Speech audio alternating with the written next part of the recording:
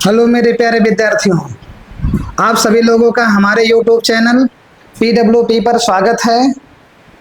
आज हम लोग अपने इस नए लेक्चर में देखेंगे कि वैद्युत क्षेत्र की तीव्रता क्या होती है। उसके साथ ही साथ में परीक्षण आवेश के बारे में जानेंगे। उसी के साथ में बिंदु आवेश के कारण वैद्युत क्षेत्र की तीव्रता का व्यंजक क्या होता है उसका निगमन करेंगे। और अंत में हम लोग सतत आवेश वितरण के बारे में जानेंगे। अब यहाँ पर जितनी भी चीजें बताई जाएंगी, समझाई जाएंगी, उसको आप एकदम से मन से अपना ध्यान दे करके समझिएगा। और साथ ही साथ में जो भी परिभाषाएं आपको बताएंगे उसको यहाँ लिखेंगे भी, साथ ही साथ में आप उसे नोट्स के रूप में भी बनाते चलिएगा। तो यहाँ पर जो भी चीजें लिखी जाएंगे, यदि आपको किसी अक्षर को देखने में दिक्कत हो रही है तो इसीलिए हम हर लाइनों को बोलते हुए चलेंगे, जिससे किसी प्रकार का आपका छूटने नहीं पाए। अब देर ना करते हुए हम लोग अपने पहले हेडिंग पे चलते हैं और दिया गया है पहला हेडिंग वैद्युत क्षेत्र की तीव्रता। और ये जो वैद्युत क्षेत्र की तीव्रता होती है यह वैद्युत क्षेत्र से संबंधित है। और वैद्युत क्षेत्र को हम लोग पिछले लेक्चर में देख चुके हैं कि कहीं पर कोई आवेश यदि पाया गया है तो इस आवेश के चारों ओर एक ऐसा क्षेत्र होता है जिसमें किसी दूसरे आवेश को लाने के बाद में वह या तो आकर्षण अथवा प्रतिकर्षण होने का अनुभव करता है। तो इसे हम लोगों ने तो पढ़ लिया था। आज हम लोगों को जानना है कि यही जो आवेश है इसके चारों ओर जो वैद्युत क्षेत्र है इसके किसी भी बिंदु पर यदि कहीं परीक्षण आवेश रख दिया जाए तो इस पर जो लगने वाला बल होगा वही कहलाएगा वैद्युत क्षेत्र की तीव्रता। अर्थात कहेंगे कि वैद्युत क्षेत्र में या किसी वैद्युत क्षेत्र में किसी भी बिंदु पर स्थित एकांक धन परीक्षण आवेश पर लगने वाले बल को उस बिंदु पर वैद्युत क्षेत्र की तीव्रता कहते हैं। चलिए अब हम लोग परिभाषा को लिखते चलेंगे और जानते भी चलेंगे। यहाँ हो जाएगा कि वैद्युत क्षेत्र के किसी भी बिंदु, वैद्युत क्षेत्र के किसी भी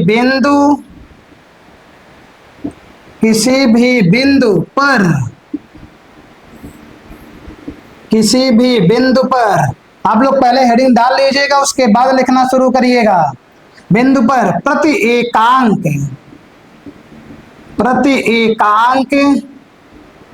धन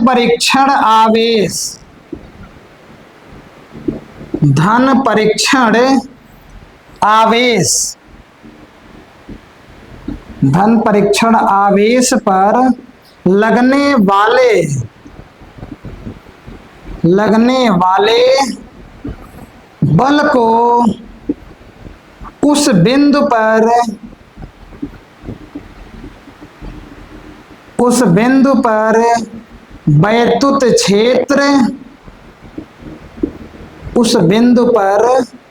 वैद्युत क्षेत्र की तीव्रता कहते हैं। वैद्युत क्षेत्र की तीव्रता कहते हैं।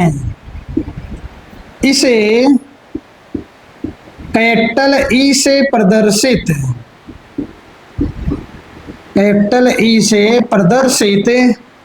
किया जाता है। चलिए, वैद्युत क्षेत्र की तीव्रता जो है वैद्युत क्षेत्र में स्थित किसी भी बिंदु पर जो परीक्षण आवेश पर जो लगने वाला बल है उसी को ही कहा जाता है वैद्युत क्षेत्र की तीव्रता। इसे हम लोग कैपिटल ई से प्रदर्शित करते हैं और इसका सूत्र होता है E बराबर F/Q0। अर्थात वैद्युत क्षेत्र की तीव्रता बराबर बल बटे में परीक्षण आवेश। आप इसे भी लिख सकते हैं।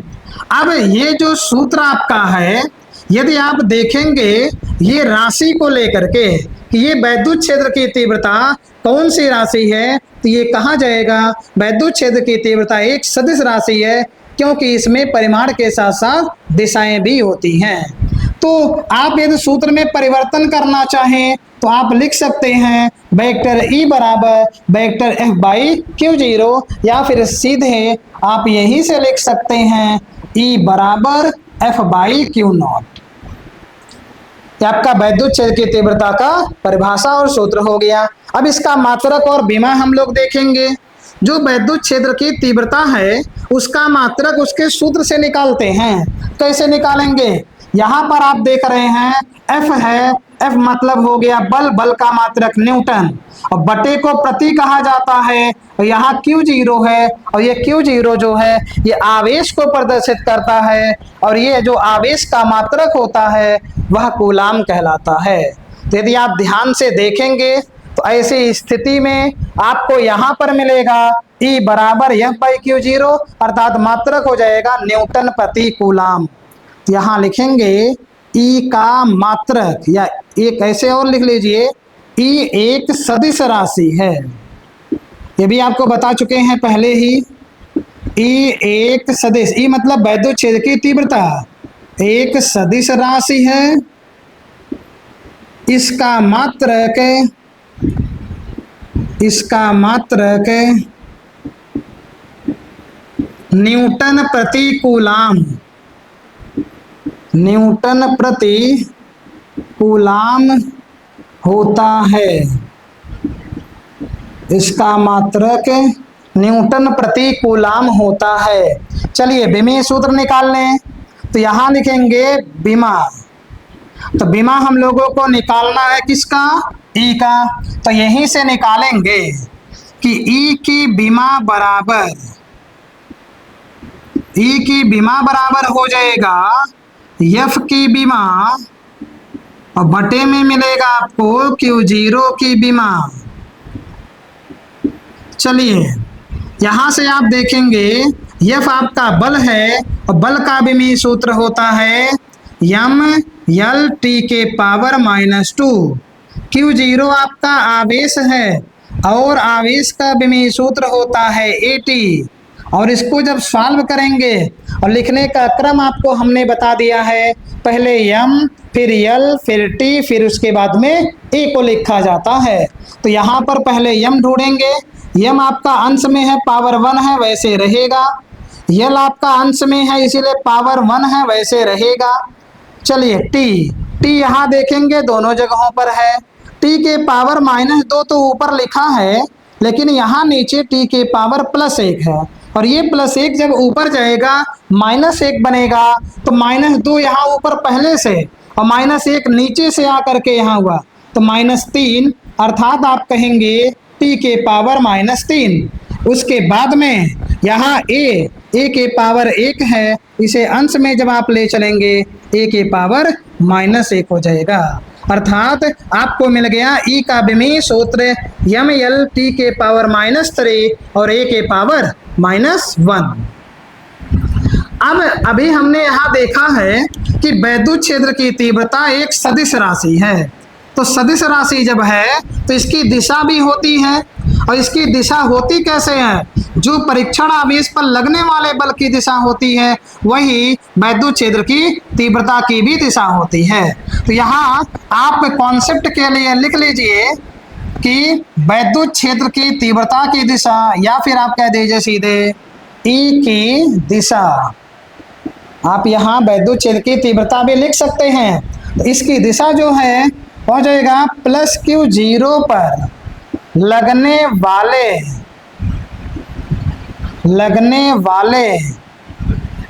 ई की दिशा +Q पर लगने वाले बल की दिशा के समान होती है। मतलब जिस दिशा में बल लगता है उसी दिशा में वैद्युत क्षेत्र की तीव्रता भी लगती है, आप यहाँ पर देख पाए होंगे। अब इसके बाद में इसी वैद्युत क्षेत्र की तीव्रता के सूत्र से ही हम लोग आवेशित कण पर बल का भी सूत्र निकाल सकते हैं।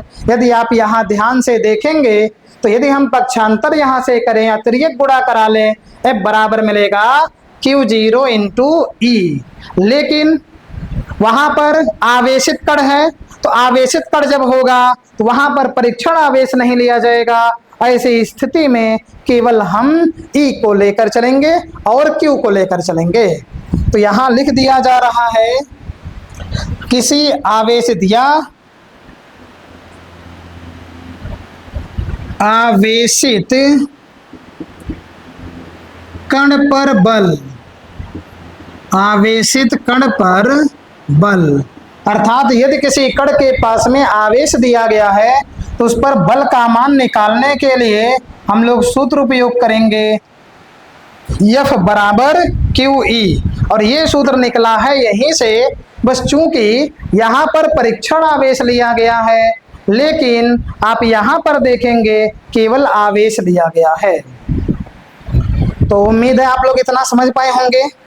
अब एक चीज और आपके दिमाग में चल रहा होगा कि यहाँ पर तो आवेश आया है जो कि Q से प्रदर्शित किया जाता है, और यहाँ परीक्षण आवेश आया है, तो इन दोनों आवेशों में आखिर अंतर क्या होता है?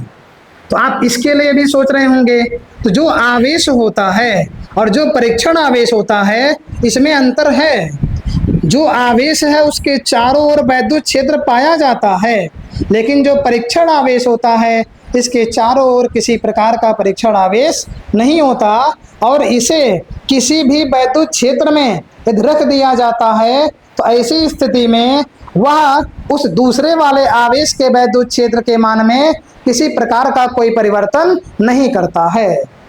तो इसलिए आप इसका पहले स्क्रीनशॉट ले लीजिए, या फिर चलिए यहाँ पर आपको हम परीक्षण आवेश पर संबंधित जो भी चीजें हैं उसको यहाँ बता दे रहे हैं, या फिर आप स्क्रीनशॉट ले लीजिए, इसको नए पेज पे बताते हैं। चलिए स्क्रीनशॉट आप ले लीजिए। चलिए स्क्रीनशॉट आप ले चुके होंगे। अब इसके बाद में हम लोग नई स्लाइड पर देखेंगे परीक्षण आवेश क्या होता है। अभी आपको हमने चर्चा करके भी बताया कि जो भी परीक्षण आवेश होगा उसे आप किसी भी दूसरे आवेश के वैद्युत क्षेत्र में ले जाएंगे, तो ले जाने के बाद में आप वहां देखेंगे वह उसके वैद्युत क्षेत्र में किसी भी प्रकार का परिवर्तन नहीं करता है। तो आप हेडिंग एक डालिए, परीक्षण आवेश, परीक्षण आवेश, इसे टेस्ट चार्ज बोलते हैं। चलिए परीक्षण आवेश आपका ये हेडिंग हो गया। परिभाषा चलिए बता तो दिए हैं, आपको लिखना है। अब परिभाषा आप लिखिएगा, ऐसा आवेश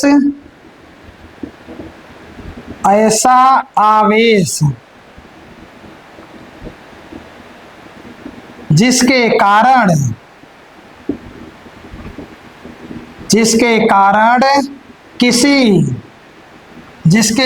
किसी स्थान की वैद्युत क्षेत्र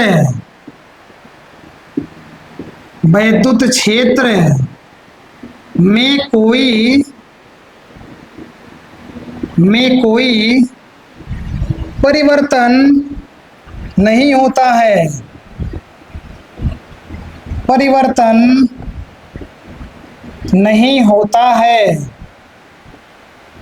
उसे परीक्षण आवेश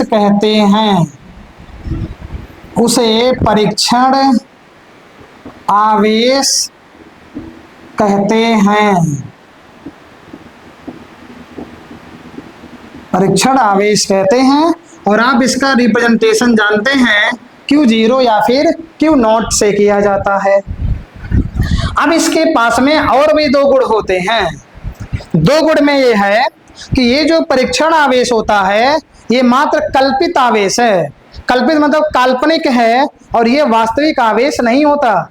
वास्तविक का मतलब है कि जहां पर आवेश रहेगा वास्तव में वो अपने प्रभाव को दिखाएगा, वैद्युत क्षेत्र को दिखाएगा। किसी आवेश के पास में जाएगा तो या तो आकर्षण का बल अथवा प्रतिकर्षण के बल को उनके साथ में मतलब वहां पर प्रभाव अपना दिखा ही देगा। लेकिन ये आवेश ऐसा होता है, ये कहीं भी रख दिया जाए, किसी भी आवेश के वैद्युत क्षेत्र में रखा जाए तो वह उसके क्षेत्र में किसी भी प्रकार का परिवर्तन नहीं कर पाता है। तो इसके लिए हम लोग नोट पॉइंट में लिखेंगे,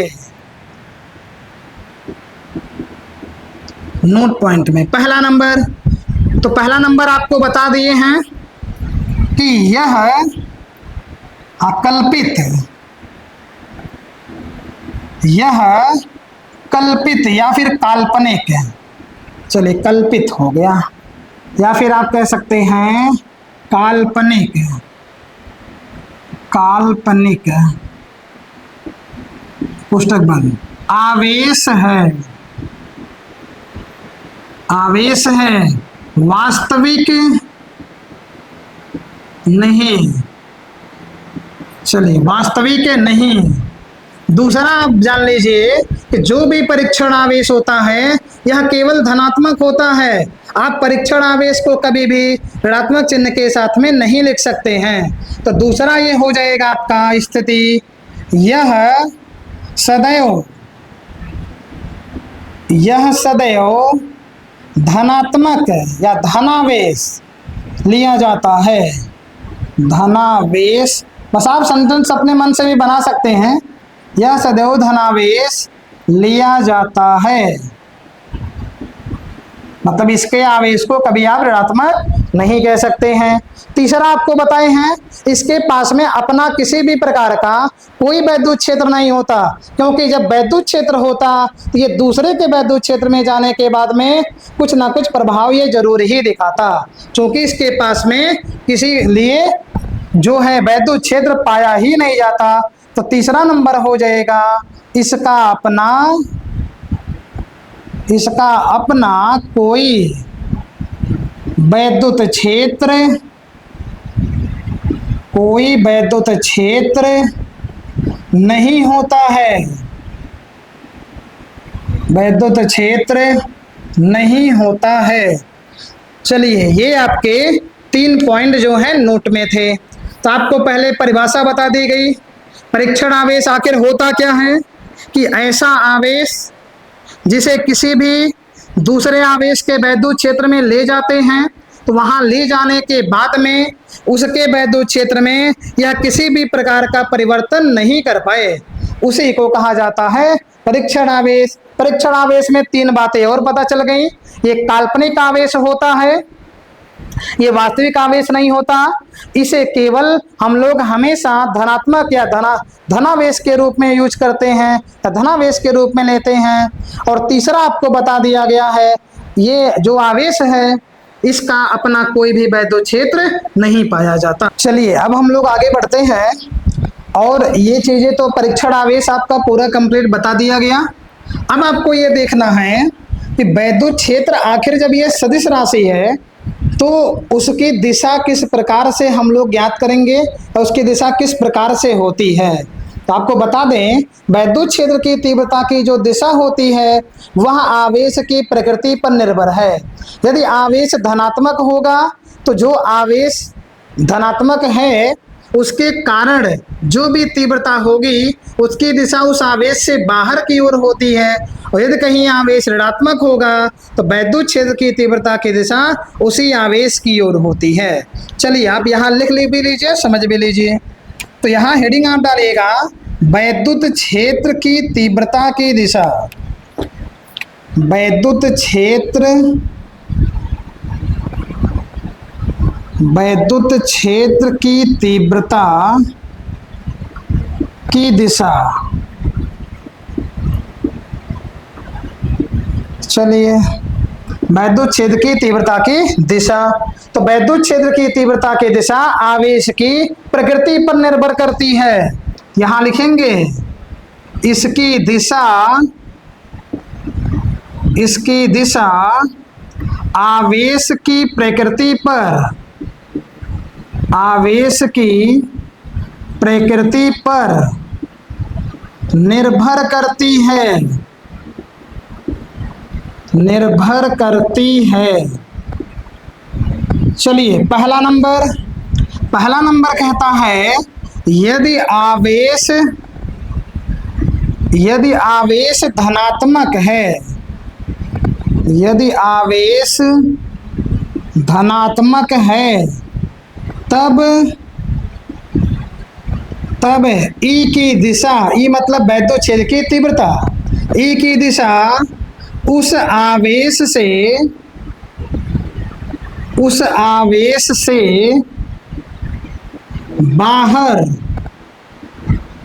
बाहर की ओर होती है। दूसरी स्थिति इसी का ही, यदि आवेश ऋणात्मक है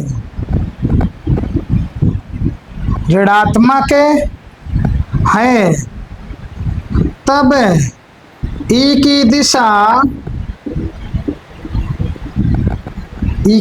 यहाँ दिशा है, ई की दिशा है, चले ई की दिशा उसी आवेश की ओर होती है, उसी आवेश की ओर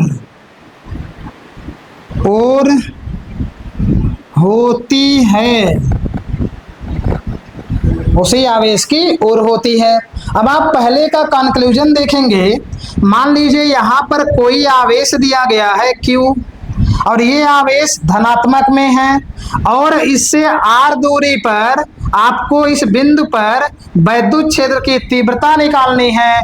तो इस बिंदु पर जो तीव्रता की दिशा होगा इस आवेश पर निर्भर करेगा, अर्थात इसकी दिशा हो जाएगी बाहर की ओर, अर्थात जो तीव्रता ये निकलेगा ये बाहर की दिशा के साथ में रहेगा। और यदि कहीं आवेश आपका माइनस है और इस आवेश से स्मॉल r दूरी पर आपको P बिंदु पर तीव्रता निकालनी है, तो यहाँ पर जो तीव्रता की दिशा होगा वह इसी आवेश की ओर हो जाएगा। ये पहले का है और ये आपका दूसरे का है। चलिए आप लोग इसका स्क्रीनशॉट ले लीजिए, बढ़िया तरीके से नोट्स बनाते चलेंगे। चलिए ले चुके होंगे।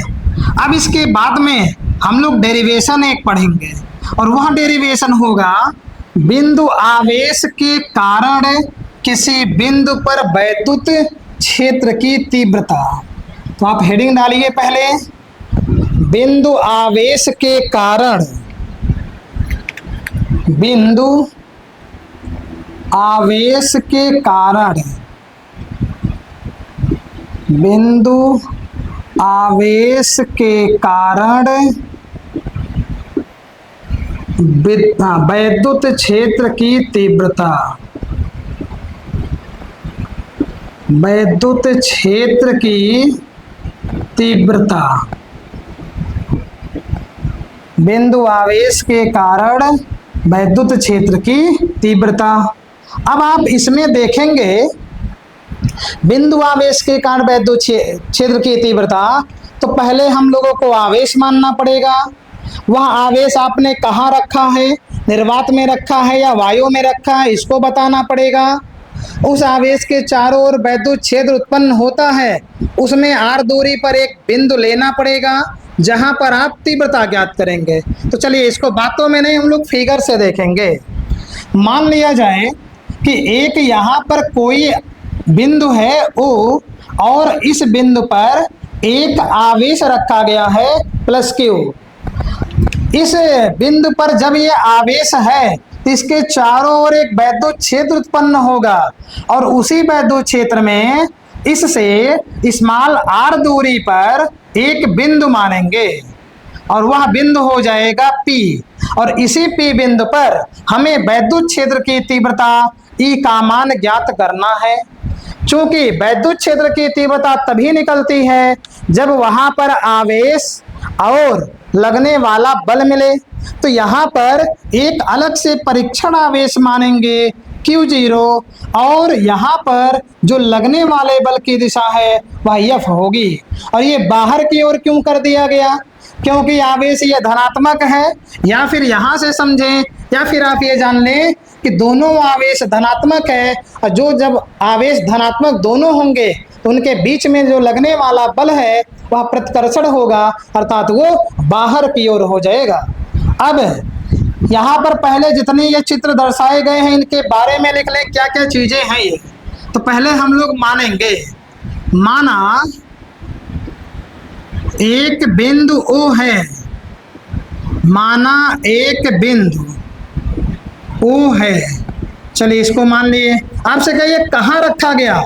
यदि आपने वायु में रखा है तो परावैद्युत माध्यम का परावैद्युतांक के का मान उपयोग नहीं किया जाएगा। यदि आपने आवेश को ऐसे जगह पर यूज कर लिया है जहां पर कोई माध्यम है तब उसका परावैद्युतांक किया जाएगा। तो हम माध्यम को लेकर चलते हैं, बाद में उसे समझ लेंगे वायु में किस प्रकार से परिवर्तन किया जाएगा। माना एक बिंदु O है जिस पर O है कॉमा, जिस पर एक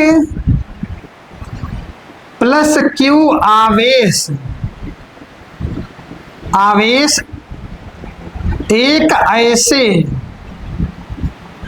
एक ऐसे माध्यम में स्थित है, एक ऐसे माध्यम में स्थित है जिसका परावैद्युतांक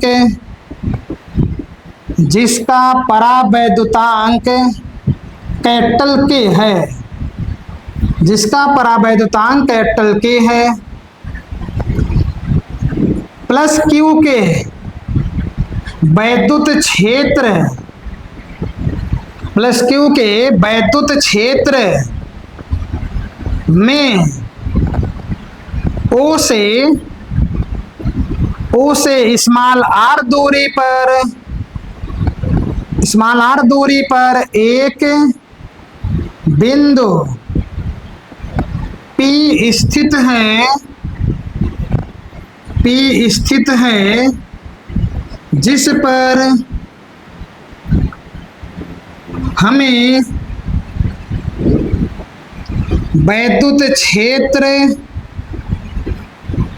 पर हमें वैद्युत क्षेत्र की तीव्रता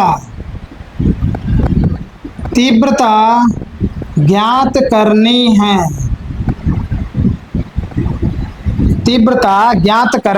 है। अब इस तीव्रता को ज्ञात करने के लिए पहले हम लोगों को बल निकालना पड़ेगा, क्योंकि तीव्रता का सूत्र आपको बताए थे E बराबर F बाई Q0। तो पहले बल निकाल लें, तब फिर उसके बाद में हम लोग तीव्रता निकाल पाएंगे। और बल कैसे निकालेंगे ये भी आपको बताया जा चुका है कि यहाँ पर दो आवेश पाए गए हैं, दो आवेशों के बीच में लगने वाला जो बल होगा वह कूलाम के नियम से ज्ञात किया जाता है। तो यहाँ पर हम लोग यूज करेंगे पहले कूलाम के नियम से।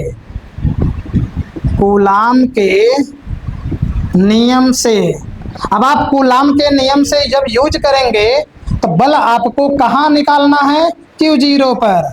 कूलाम के नियम से कॉमा Q0 पर, नियम से डैश कर दीजिए, नीचे लिख लीजिए Q0 पर लगने वाला बल, Q0 पर लगने वाला बल F बराबर हो जाएगा 1/4πε0 के इंटू Q0 बटे में r²।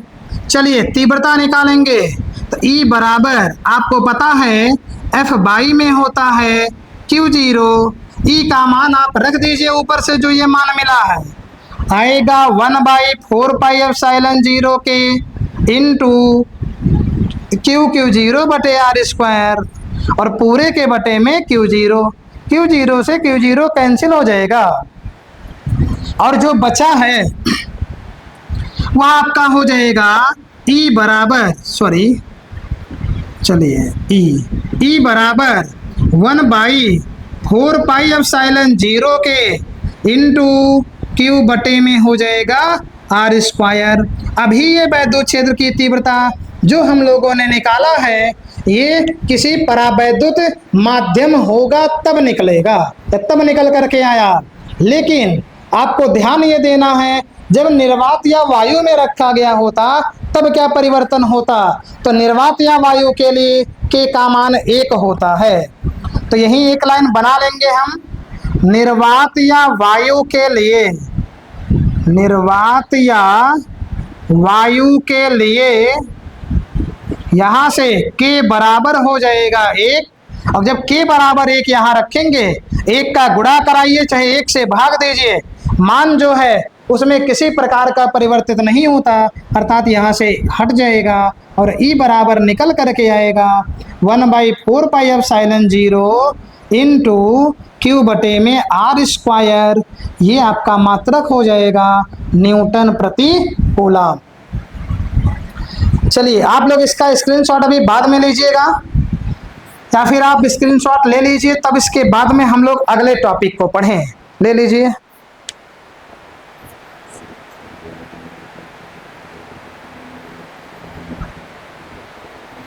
चलिए अब हम लोग आगे ये थोड़ा सा इसका कॉन्सेप्ट पढ़ेंगे कि मान लीजिए जो वैद्युत क्षेत्र की तीव्रता है उसकी दिशा तो आपको यहाँ बता दिया गया था अभी पिछले स्लाइड पर कि जब प्लस आवेश होगा तो तीव्रता की दिशा उस आवेश से बाहर की ओर होगी, माइनस आवेश होगा तब जो तीव्रता की दिशा है वह माइनस वाले आवेश की ओर होती है। यहाँ आपको संतुलन की स्थिति जानना है, संतुलन की स्थिति या संतुलन की अवस्था कह दीजिए।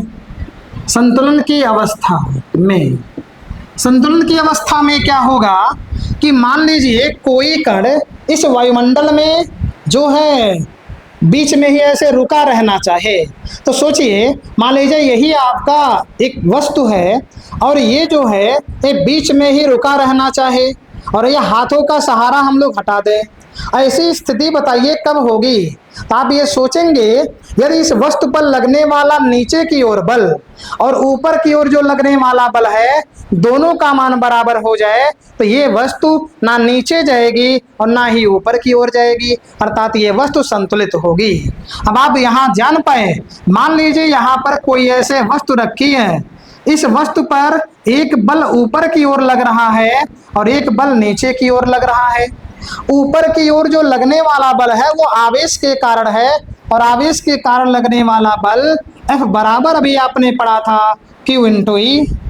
लेकिन आप नीचे की ओर जो देख रहे हैं नीचे लगने वाला बल उसके भार के कारण होता है और भार के कारण लगने वाला बल जो है यह बराबर हो जाता है mg। तो यहाँ पर हम लोग कहेंगे कि संतुलन की अवस्था में, या यहाँ एक लाइन लिख देंगे, इस अवस्था में आपको मिलेगा QE बराबर mg, QE बराबर mg हो जाएगा। ये आपका जो है डेरिवेशन नहीं है लेकिन सूत्र है, इसका उपयोग न्यूमेरिकल में अच्छे क्वालिटी के न्यूमेरिकल को लगाने के लिए किया जाता है। अब आप लोग पूरा स्क्रीनशॉट ले लें, उसके बाद में हम लोग अगले हेडिंग पर चलेंगे। चलिए आप लोग स्क्रीनशॉट ले चुके होंगे। अब आपको केवल कॉन्सेप्ट जानना है, परिभाषाएं, और इसमें हम लोग हेडिंग पढ़ेंगे आवेश के वितरण के बारे में। सतत आवेश वितरण क्या होता है। चलिए सतत को हम लोग कहते हैं कॉन्टिन्यूअस, और कॉन्टिन्यूअस का मतलब है लगातार। और लगातार तभी कहलाएगा जब आवेश एक दूसरे के समीप में पाया जाएगा, जब आवेश एक दूसरे के पास में होंगे। तो हेडिंग आप डालेंगे पहले सतत आवेश वितरण। सतत आवेश वितरण, सतत आवेश वितरण क्या होता है। अभी आपको हमने बोल करके ऐसे बता दिया है कि जब आवेश किसी भी पृष्ठ पर या कहीं भी या किसी निकाय में आवेश जब पास होते हैं तब उनका जो वितरण होता है उसे सतत आवेश वितरण कहा जाता है। चलिए तो परिभाषा इसका हम लोग लिखेंगे कि ऐसा निकाय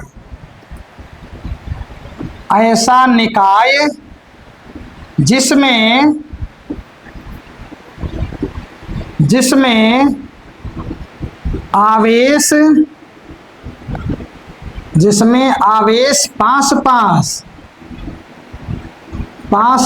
होते हैं उसे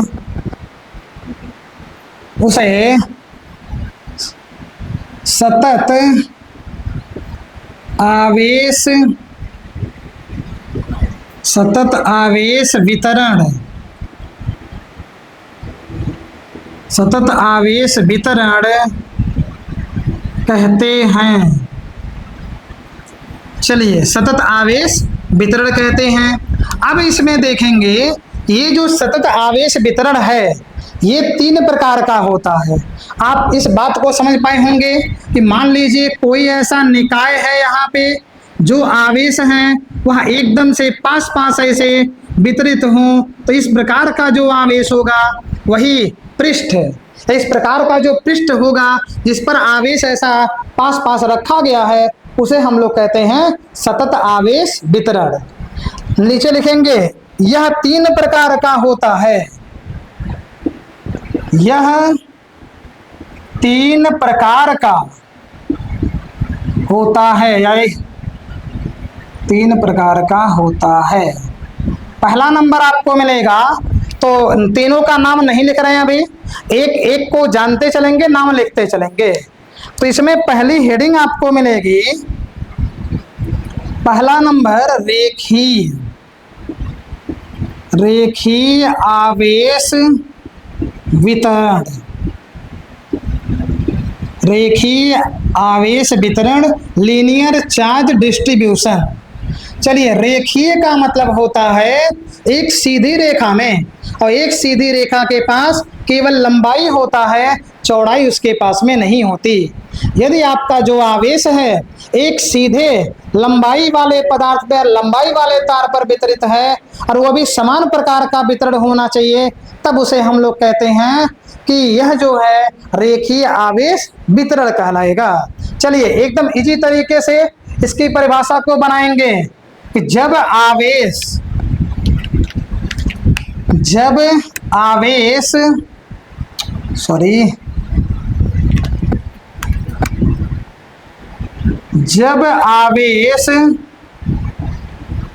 समान रूप से, जब आवेश समान रूप से एक रेखा पर वितरित हो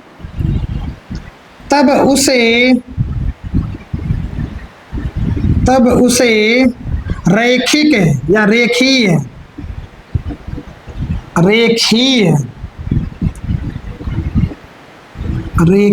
आवेश वितरण कहते हैं।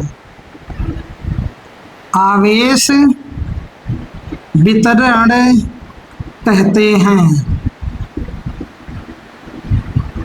कहते हैं। इसी में आपका रेखीय आवेश घनत्व आता है, तो उसे हम लोग भी लिख लें, प्रति एकांक लंबाई पर। हेडिंग नहीं डाल रहे हैं, तो हेडिंग डाल लीजिए आप, रेखीय आवेश घनत्व, इसी का ही हेडिंग है, इसे नंबरिंग नहीं करेंगे। रेखीय आवेश घनत्व, लीनियर चार्ज डेंसिटी। चलिए, इसकी परिभाषा, अब यहाँ पर आप देख रहे हैं समान रूप से वितरित है, तो इसके प्रति एकांक लंबाई पर जितना आवेश की मात्रा आती है उसे कहा जाता है रेखीय आवेश घनत्व या रैखिक आवेश घनत्व भी कहते हैं। यहाँ लिखेंगे हम लोग यहीं से देख करके कि प्रति एकांक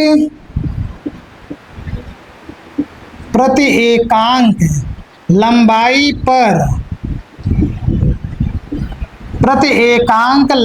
पर उपस्थित आवेश को, प्रति एकांक लंबाई पर उपस्थित आवेश को रेखीय आवेश घनत्व कहते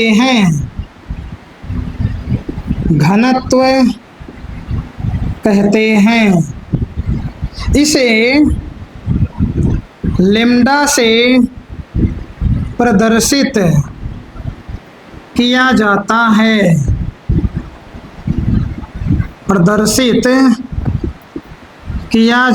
है, चलिए, इसका सूत्र क्या होगा, लैम्ब्डा बराबर Q बटे में L। लेमडा बराबर हो जाएगा Q बटे में L। चलिए इसका मात्रक आप निकाल लीजिए, यहां लिखेंगे इसका मात्रक, चलिए यही लिख दे रहे हैं, इसका मात्रक, मात्रक हो जाएगा क्या, यहां देखेंगे कूलाम प्रति मीटर, कूलाम प्रति मीटर। और इसके बाद में आप देखेंगे यल, ये तो हो गया। बीमा आप बता दीजिए, बीमा के लिए देखेंगे पहले क्यू की बीमा आएगी, तो क्यू का बीमी सूत्र होता है 80, अब बटे में आपको मिलेगा यल। तो ऐसी स्थिति में आप जब सॉल्व करेंगे एल के पावर -1 और इसके बाद में 80 कहिए, चाहे TA भी आप लिख सकते हैं, अर्थात इसे लिख सकते हैं एल के पावर -1 TA। ये आपका पहला हो गया। अब हम लोग दूसरे पर चलेंगे बिना देर किए हुए। चलिए दूसरे नंबर पर, दूसरा हो आपका हो जाएगा रेखीय, इसके बाद में पृष्ठीय आता है, तो हो जाएगा हेडिंग दूसरा पृष्ठीय आवेश, पृष्ठीय आवेश घनत्व। अब यहाँ पर जैसे आपने रेखीय देखा था तो रेखा पर वितरित था, अब ये जो आवेश है वह किसी पृष्ठ पर होना चाहिए, अर्थात हम लोग उसी को देख करके वहीं से परिभाषा बना लेंगे कि जब, चलिए परिभाषा बनाएंगे, जब आवेश किसी पृष्ठ के, जब आवेश, जब आवेश किसी पृष्ठ के, किसी पृष्ठ के क्षेत्रफल, क्षेत्रफल पर एक समान रूप से, एक समान रूप से वितरित है या वितरित हो, तब उसे पृष्ठीय आवेश, आवेश घनत्व कहते हैं, पृष्ठीय आवेश घनत्व कहते हैं।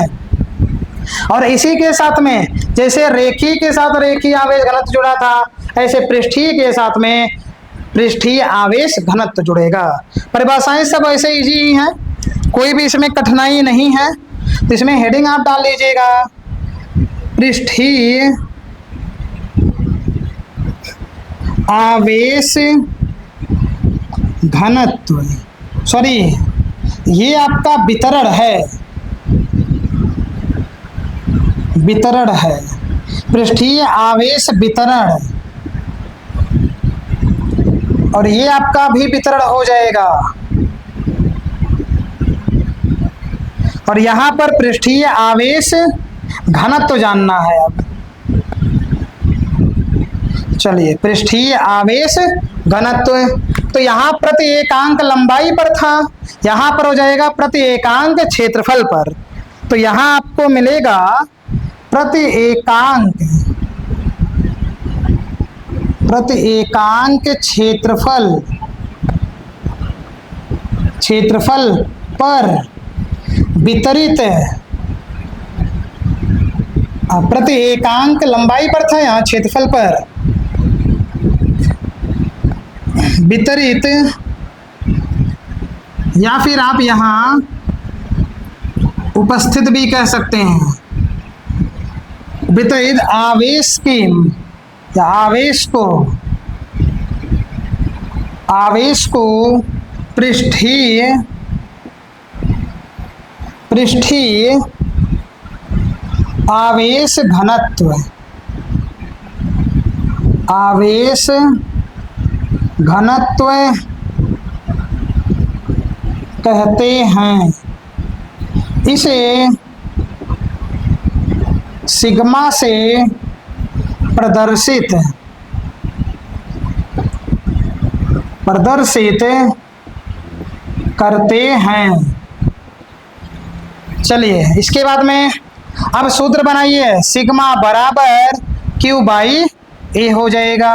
यहीं से आप मात्रक भी निकाल लीजिए देख करके, इसको मात्रक निकल करके आएगा कूलाम प्रति मीटर स्क्वायर। और बीमा जब आप निकालेंगे तो बीमा निकल करके आएगा, यहाँ पर बटे में L था, यहाँ L स्क्वायर हो जाएगा, अर्थात 80 बटे में L स्क्वायर। और इसको लिख लेंगे क्रम से L के पावर -2 TA। तो ये आपका जो है पृष्ठीय आवेश घनत्व का मात्रक हुआ, ये सूत्र हुआ, और ये विमीय सूत्र हो गया।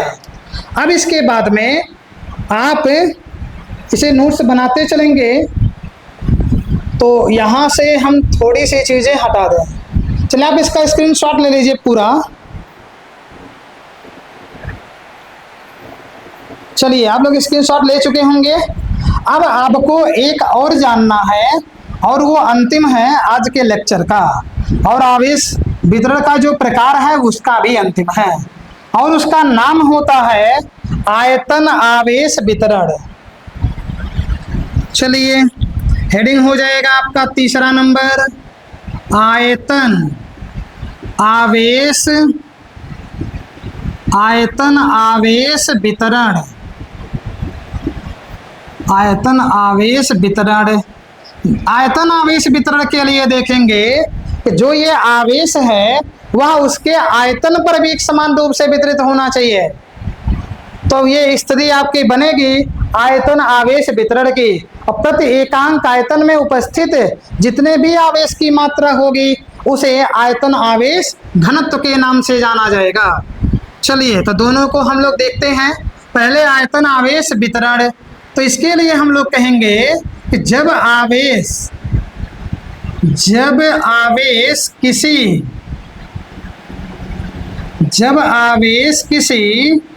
आयतन पर एक समान रूप से वितरित होता है तब उसे आयतन आवेश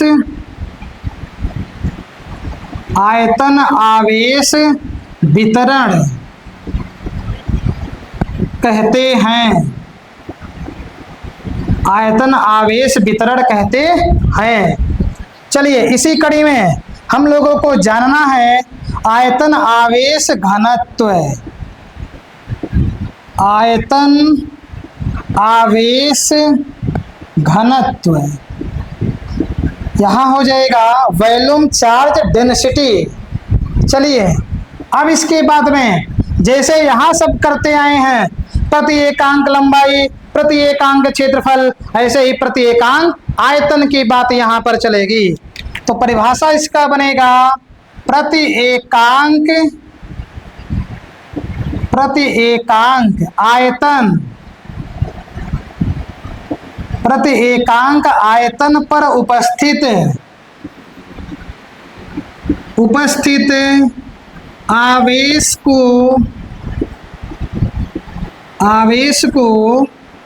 आयतन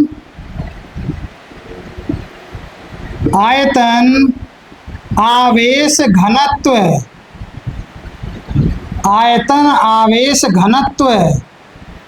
कहते हैं।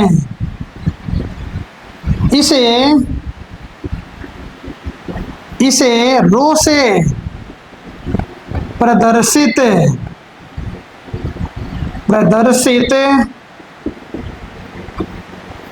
किया जाता है।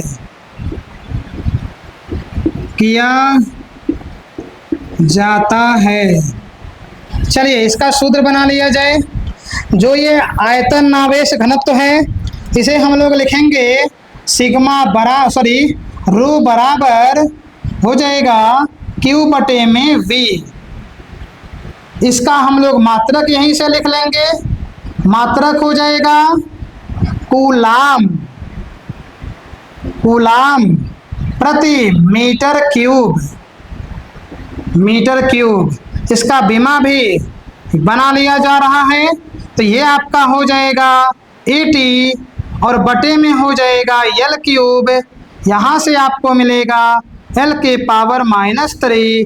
80 कहिए चाहे आप TA लिख सकते हैं। चलिए ये आपका जो है आज तक यहाँ तक क्लास रहेगा आज। इसके शॉर्ट आप ले लीजिए। चलिए अब हम लोग अगले लेक्चर के लिए मिलेंगे अगले दिन। तब तक के लिए जय हिंद।